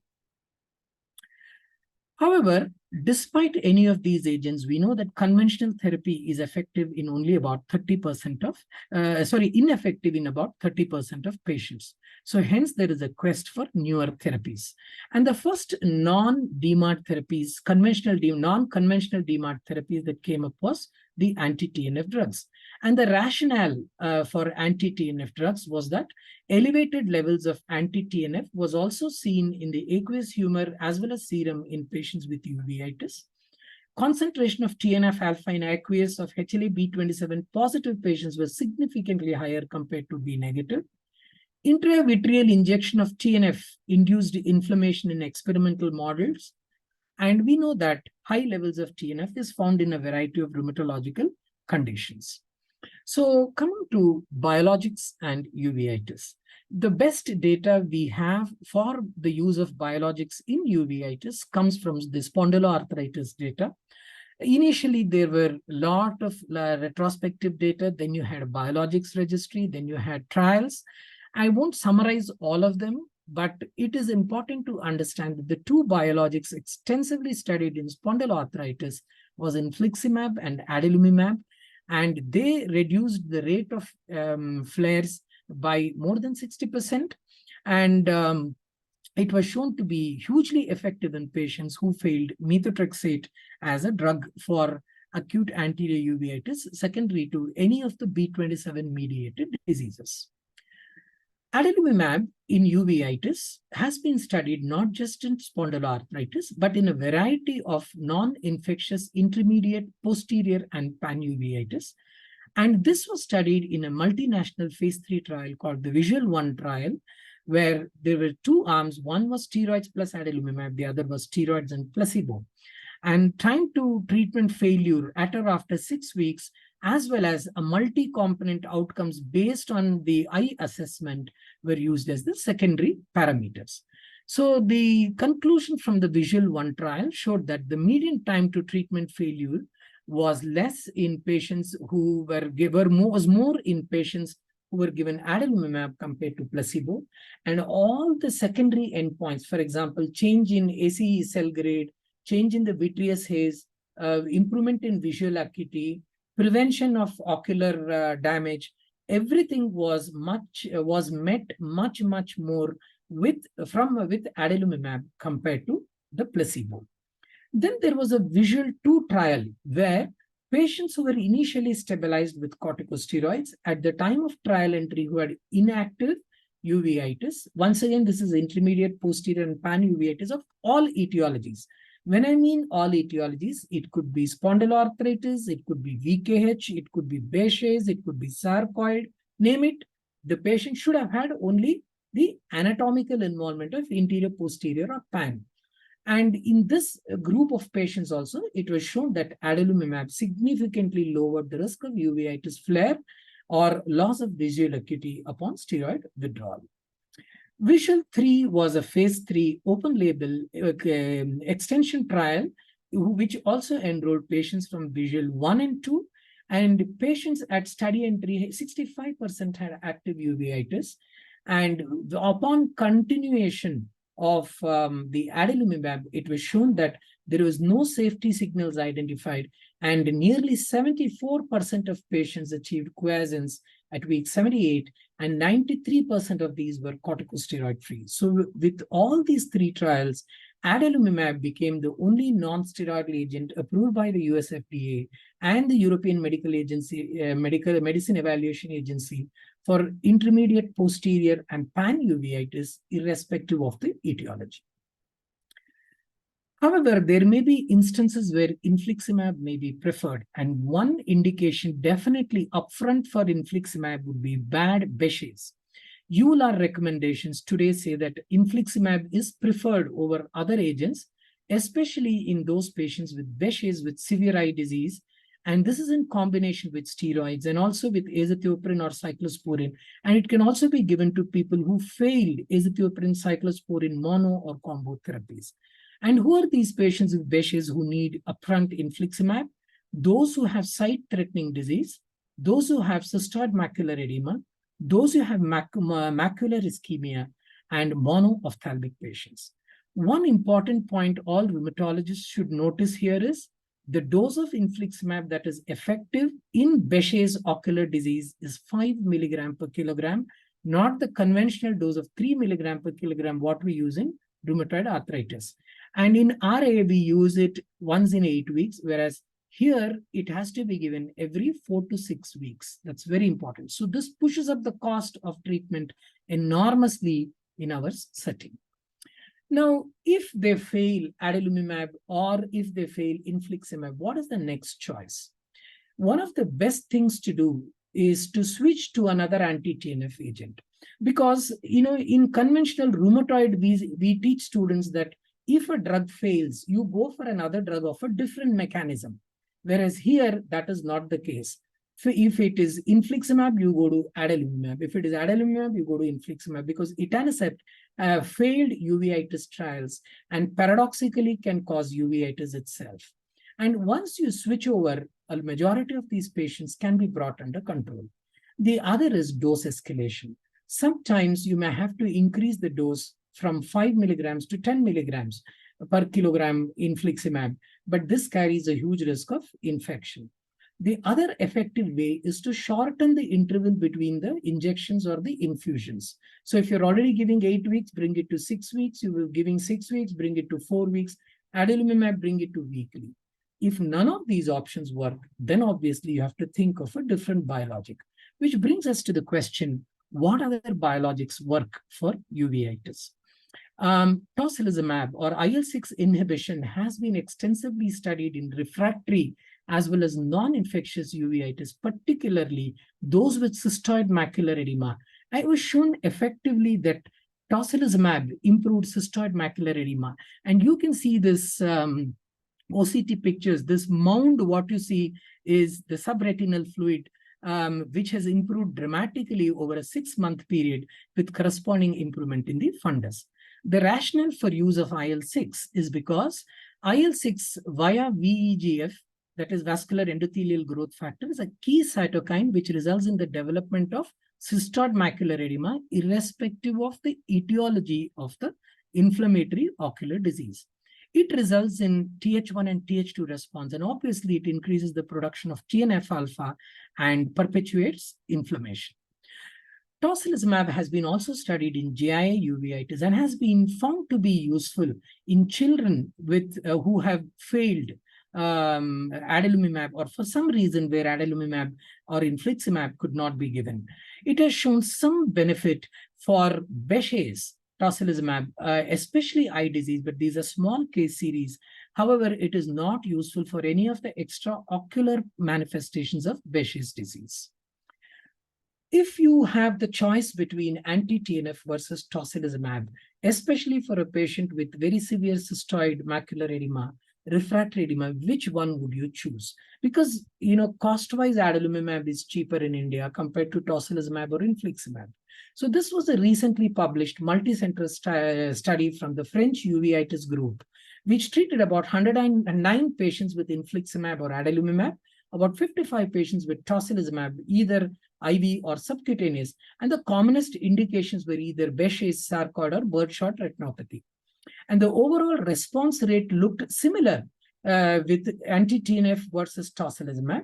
However, the complete response rate was far superior with tocilizumab compared to anti-TNF. And multivariate analysis also gave a thumbs up to tocilizumab over anti-TNF drugs. So if you have a patient with very bad cystoid macular edema due to a non-infectious uveitis of any etiology, we would prefer tocilizumab over anti-TNF drugs. What about other drugs? And I'm sure most of you would want to know about tafasitamab, given the cost of treatment and the wide range of indications in rheumatology. However, published data is very sparse with tafasitamab, and this particular small series of 9 JIA children was published from Shankara Nethralaya in Chennai, where remission was achieved in all but 2 children who were treated with tafasitamab. Tafasitamab, 2 case series have been published in scleritis of various etiology, predominantly idiopathic scleritis. One is by Dr. Biswas group, once again from Shankara, 9 out of 10 cases treatment success. And another one from KIMS, Orissa, the rheumatology group, successful treatment in 3 cases. So the evidence for tafasitamab is very, very sparse. So you will have to reserve it only in desperate situations. What about baricitinib? Recently, you know about this famous Lancet paper, which Dr. Ramanan was the first author of the efficacy of baricitinib in children with polyarticular juvenile idiopathic arthritis. It was shown that baricitinib was efficacious. However, it is important to note that the exclusion criteria for this trial was uveitis. So we don't have data on baricitinib. There is an ongoing trial with baricitinib versus adalimumab in GIA uveitis. Dr. Ramanan has told me they are going to present the data in this EULAR. So be on watch for that. What about other biologics? Rituximab does not work in certain uveitis, especially Behçet's. It has 100% recurrent rate. Most of the autoimmune uveitis, rituximab is useless. The definitive indications, as I alluded earlier, is ANCA-associated vasculitis, ocular cicatricial pemphigoid, you can use rituximab, and IgG4 disease. Abatacept has shown some benefit in GI uveitis. As I told you, etanercept is useless. Golimumab, the data is very less. Go Easy study, they showed reduced occurrence of anterior uveitis and angst-pond. But in spondyloarthritis spectrum of diseases, it has been shown to be effective in small cohorts. Golimumab in Behçet's, the trial is underway. Ustekinumab has been shown to be effective in uveitis related to psoriasis, psoriatic arthritis, and Crohn's disease. Saturn study is a phase 2 study for sarilumab, which is an IL-6 receptor antagonist in intermediate posterior and pan-uveitis, and it has shown some benefit. So phase 3 trial is underway. Secukinumab, 2 phase 3 trials were published in Behçet's and acute active non-infective uveitis, and in both the trials it was ineffective. And as I said, tafasitamab benefit only in case reports. However, there are more encouraging case reports for tafasitamab in sarcoid eye disease and Blount syndrome, which is familial uveitis and arthritis syndrome. Can we use combination? Because we rheumatologists are very fond of combination therapy, especially when it comes to DMARD. The evidence for combination in the treatment of ocular inflammatory diseases is poor. A lot of it is derived only from rheumatological literature. The best 2 known combinations are the use of azathioprine and cyclosporin for Behçet's, methotrexate and adalimumab for spondyloarthritis and other diseases. The combination of an anti-TNF agent plus azathioprine and cyclosporin for Behçet's, MMF and cyclosporin for birdshot retinopathy, But then intermediate uveitis or posterior uveitis, many times we have used in actual clinical practice a combo of MMF plus methotrexate plus tacrolimus or cyclosporin, methotrexate plus azathioprine, and to some extent it works. Finally, the question comes, when do we stop immunosuppression in inflammatory ocular disease? There is no data. If you have a known rheumatological disease, we follow the dictum of the rheumatological disease. So the immunosuppression may be continued for a non-ophthalmological indication. However, if you have an isolated eye disease in the context of a rheumatological disease, say for example in vasculitis or lupus, it has to be, definitely immunosuppression has to continue for a period of 3 years. And after that, it may be worthwhile to keep the patient on a small dose rather than completely stopping. Behçet's, as we know, is a very severe inflammatory disease. So EULAR recommends 2 years of anti-TNF treatment combined with azathioprine and then gradually tapering of the biologic agent while keeping the azathioprine. Couple of times I've spoken to experts like Professor Hannah Draskinelli or Hassan Yaziki, and they have suggested that patients with severe Behçet's disease, they have continued even biologics for as long as 10 years.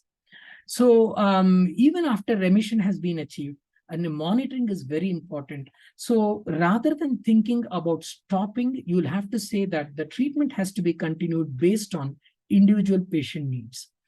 Pure ophthalmological disease like VKH or bird's eye retinopathy and other diseases, multifocal choroiditis, serpiginous choroiditis, these are all have a variable course in different patients. So definitely immunosuppression for 3 years. Then afterwards, in conjunction with ophthalmologists, very slow withdrawal.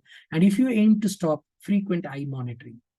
GIA, there are many recommendations, but 2 years of inactive disease is important before withdrawing immunosuppression in children, at least 2 to 3 years. What are the problems with things that I have told you so far? Majority of this is retrospective record review. The number of patients in each of these trials are small. The heterogeneity of cohort, the very definition of etiology is different in different people. What you may have called as Behçet's may not be Behçet's at all. So labeling of the disease becomes a big problem. And clinical assessment, because like in lupus, some of the lupus clinical trials like rituximab failed mainly because of the complexity of assessment parameters. Likewise, in ophthalmology, clinical assessment in terms of improvement itself is a challenge. And variable dosing in various clinical trials, which actually reflects clinical practice. So these are some of the problems in total. These are my last 3 to 4 slides. I'm just going to summarize quickly about just a couple of rheumatological diseases, stressing on a couple of important aspects. This is the latest recommendation by the French. This is after the EULAR recommendation, the French Society for Ocular Behçet's. So if you have somebody with posterior uveitis or pan-uveitis, and you have a sight-threatening uveitis, and I have already told you what is sight-threatening uveitis, corticosteroids plus anti-TNF, straight away adalimumab or infliximab. And as I said, infliximab in this dose, and adalimumab may be 80 milligrams to begin with or weekly, and infliximab is preferred over adalimumab as first-line therapy. If this fails, then obviously tocilizumab is the only other option. But before that, try switching over or optimization of existing anti-TNF drugs, which is what I told you how to optimize. In the past, they have also talked about interferon alpha, but interferon alpha is not available, not just in India, but even worldwide. Only a pegylated form is available in selected countries. So non-vision threatening disease, the choice is corticosteroids, with azathioprine or cyclosporin being the first choice, or where azathioprine cannot be used, mycophenolate could be a choice. And cyclosporin 3 milligram per kilogram per day. And there is one study called the BioVas study, which showed that the lower rates of relapse in Behçet's was seen with infliximab as compared to adalimumab. That's why you prefer infliximab. So I'll just quickly run through a couple of my own patients. This is with a rheumatoid patient who was very poorly managed rheumatoid by non-rheumatologists, came to us with a sterile corneal ulcer and severe ocular sicca with impending perforation. This is the pre-treatment. So all we did was steroids and maximized his disease with methotrexate, and this is healed corneal ulcer with very minimal scarring. So not all patients need biologic agents. That is the reason I put this. And thanks to Dr. Sharon for sharing these slides. This is one of my patients with rheumatoid, an elderly lady who has now been intolerant for most of the DMARDs, and this is necrotizing scleritis. And she was started on tafastinib recently, but while on tafastinib, she developed this necrotizing scleritis. And this lady is on IV cyclophosphamide. This was the initial presentation. I don't have the follow-up scans, but follow-up pictures, but she has shown very significant improvement in the necrotizing scleritis with cyclophosphamide. So cyclophosphamide may be a good drug, especially for necrotizing scleritis due to our rheumatological diseases like rheumatoid or GPA or relapsing polychondritis and others. Obviously, in GPA, rituximab may also be a suitable alternate. There are some data in rheumatoid patients with necrotizing scleritis on adalimumab and rituximab, but all these are restricted to short case reports. So when you have a very bad eye with impending perf, I would go for cyclophosphamide. It's an interesting patient of mine who was a 34-year-old lady, no previous medical illness, who came with monoocular loss of vision in the left eye of 4 days duration. A fundus photograph showed a normal right eye, but the left eye showed multiple cotton wool spots. You can see this. And also perivascular cuffing. I hope you can appreciate the perivascular cuffing here, and this, I'm sure you can appreciate. Arteriolar occlusions in the left eye. The investigation showed that she had leukopenia, and hence an ANA was sent. She was strongly positive and her complements were low. And this case was managed jointly with Dr. Kalpana Murthy. I should thank her for the beautiful pictures. Further analysis of her eye, this shows multimodal imaging. This is called FFA or fluorescent angiogram. And the fluorescent angiogram shows multiple arteriolar occlusions. You can see one here. It shows macular ischemia here on fluorescent angiogram and a lot of areas of retinal ischemia. And this is the OCT, which shows a big cystoid macular edema, retinal hyperreflectivity suggesting retinitis. And this is an SD OCT, which shows a lot of flow wide areas. And all of these are non-perfusion areas, suggesting a lot of ischemia. So the ocular diagnosis, if you see a patient like this, is a very severe vaso-occlusive disease that if you don't treat intensely, the patient is surely going to lose her eyes in a short period of time. And this lady was APLA negative. So she was referred to me. We pulsed her with methylprednisolone because this is a sight-threatening indication. And she had a very severe vaso-occlusive disease. So I decided to give her cyclophosphamide. I decided to give her the Euro-lupus regimen because that has a short duration and a lower dose. And this is post-Euro-lupus regimen. You can see most of the exudates have disappeared. You can see this was the vessel which had shown, these two were the vessels which had earlier shown the perivascular cuffing and inflammation. This was the other vessel. They've all disappeared. The mound that you saw, the cystoid macular edema, has disappeared. The retinal hyperreflectivity on OCT has disappeared.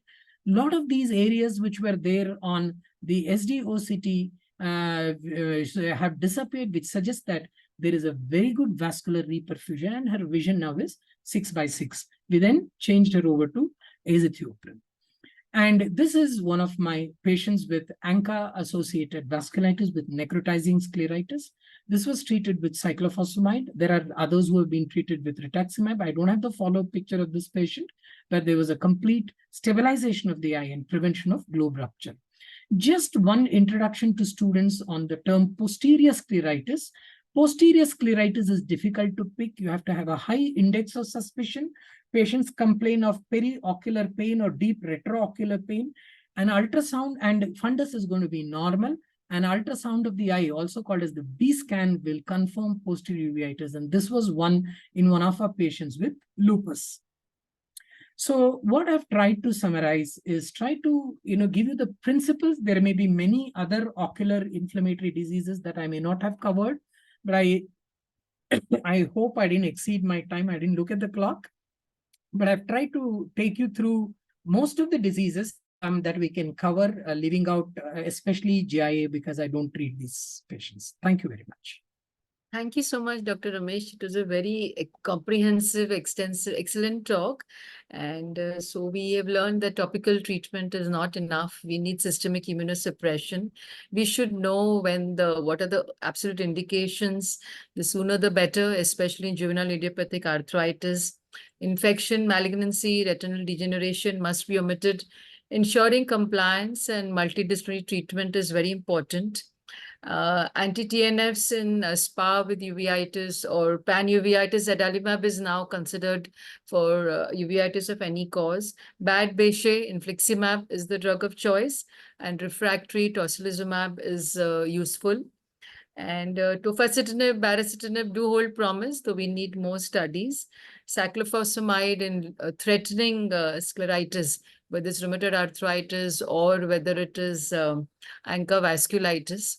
So we have some questions in the chat box. I'll just, yeah.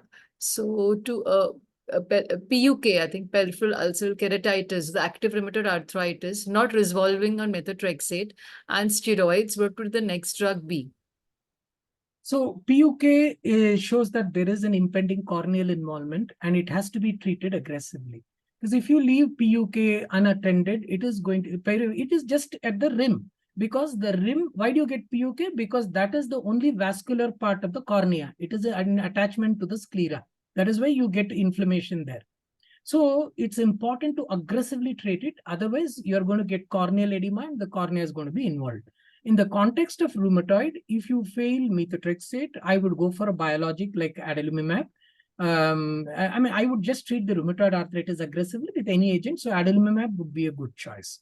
But if you have an impending perf, then I want something more powerful.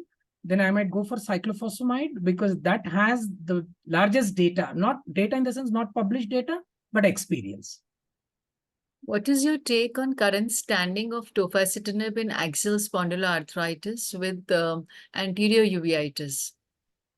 So we know that tofacitinib has good data for axial spondyloarthritis as far as the spinal domain is concerned. But we still don't have the radiographic data, extensive radiographic data for tofacitinib in ankylosing spondylitis. Likewise, there is no great data for uveitis also. So hence, if you have somebody where you want to use tofacitinib, particularly for only the eye, then I don't know. If you have tried methotrexate, then I don't mind tofacitinib. But if you've got the patient only on tofacitinib for angspond and the patient develops a uveitis on top of that, I would just add methotrexate to it. Or if it's severe, then maybe adalimumab, right? Yes, I would change to adalimumab. True. Does the underlying disease that causes uveitis or scleritis dictate the choice of your immunosuppressant? So, see, I don't know how many of you actually work with uvea people. If you get referrals from a uvea clinic, majority of the patients are without a diagnosis. The ones that have rheumatoid or any rheumatological disease is very few actually. So majority of them are idiopathic inflammatory ocular disease. And in those instances, we have no choice. So I prefer either methotrexate or mycophenolate as the first drug of choice. And then adalimumab would be my next drug of choice, because anything that is intermediate or posterior, these are going to be my preferences. But if we have a known diagnosis, like for example, you have sarcoid, then it is still the same. Methotrexate and MMF are very good drugs. If you have, a spondyloarthritis, methotrexate. So if there are rheumatological diseases, it becomes easy for us. When there are non-rheumatological diseases, then we go by the general rule of using the drugs as I suggested. What is the immunosuppression of choice in Murren's ulcer? Honestly speaking, I haven't treated Murren's ulcer. So practical experience I lack. But I'm told that Murren's ulcer is not a great disease to have. So whatever immunosuppression you have to do, it has to be with good doses of corticosteroids and intense immunosuppression. So I don't know particularly if there is any preferred drug. I'll have to look into that if there's any specific. But from whatever my reading generally about uveitis, I've never seen any particular drug being preferred in Morens ulcer. For the first episode of inflammatory uveitis or panuveitis, non-vision threatening, without established cause, do we add DMARDs upfront? So once again, if it is the first episode of anterior uveitis, then you do not add a disease-modifying drug. If, for example, even in the context of spondyloarthritis, I usually keep saying that if it is more than 2 to 3 episodes of uveitis per year, even if it is a non-severe or a non-vision threatening, I would add methotrexate. If you have somebody with very severe first episode, say they have fibrinous uveitis. What is a fibrinous uveitis? It's one of the severe forms of anterior uveitis where there is extensive fibrin deposition and debris in the anterior chamber. In that case, I may not hesitate to add methotrexate if there is no other contraindication. Because these are patients who are going to need oral corticosteroids in the context of an acute anterior uveitis. But if you have somebody with intermediate or posterior uveitis as the first episode, depends on the severity. If you have a small peripheral infiltrate in the retina, you don't have any central lesion, then I would let the ophthalmologist treat. If they want to give an intravitreal or put an implant and wait and watch for the next 3 months, we've ruled out all secondary causes, I'm okay with it. But if you have central lesions, foveal lesions, macular lesions, then I would immediately, even if it is the first episode, I would start immunosuppression. Likewise, intermediate uveitis, you have mild vitreous haze, 1+ vitreous haze, 2, maybe wait and watch with ophthalmology treatment. 2+ and above of vitreous haze, we know that it is less likely going to respond to only, and your intravitreal steroids are only going to last for this number of days. You may have to start immunosuppression sooner than later. So we should discuss with the ophthalmologist the site and the severity. Yes. Any role of leflunomide or sulfasalazine for these entities? Yeah. Because we only talked about Sulfasalazine has no methotrexate. place. No, sulfasalazine has no place. I wouldn't use it for any of the uveitis. Even for spondyloarthritis, it's a very poor drug. When we have methotrexate, why bother about sulfasalazine? Leflunomide has not been very extensively studied, but there are small case reports of the use of leflunomide in uveitis. So like in lupus, like for example, the data is less in lupus. So those where you're desperate, you've used everything and you don't have anything, you can definitely use leflunomide. Do the studies stratify uveitis into granulomatous versus non-granulomatous uveitis? So granulomatous, when the first thing they come is, yes, granulomatous uveitis, it is important. What are the 3 important causes of granulomatous uveitis? One is tuberculosis. The other is sarcoidosis. The third is BKH. So these are the 3 important causes of granulomatous uveitis. So it is obviously important for the ophthalmologist before putting them on immunosuppression to exclude tuberculosis as a cause. Then it doesn't matter whether it is sarcoid or BKH because the treatment lines are probably going to be the same. So the studies did not stratify them as granulomatous versus non-granulomatous, but most of the trials, for example, the visual trial or any of the other trials, had a significant number of patients with BKH, which is a form of granulomatous uveitis, and also they had sarcoid patients. I think I've asked all in the chat box. Anybody else if I've missed out, anybody else wants to ask any more questions? Varsha, Sandeep? Okay. Yeah, Varsha, you want to ask anything else? I think I asked your question. Sir has answered my question. Thank you so much, sir. It was a great talk. Yeah. Okay, thank you so much, Dr. Ramesh Joyce. It was wonderful listening to you. It was an excellent talk, especially the Indian data also, which you showed us, So thank you very much for sparing your special time, valuable time on a Sunday. A lot of appreciation on the chat box, a lot of thank yous to you from all the audience. Looking forward to see you again. Yeah, bye-bye. Thank you, ma'am. My pleasure. Anytime.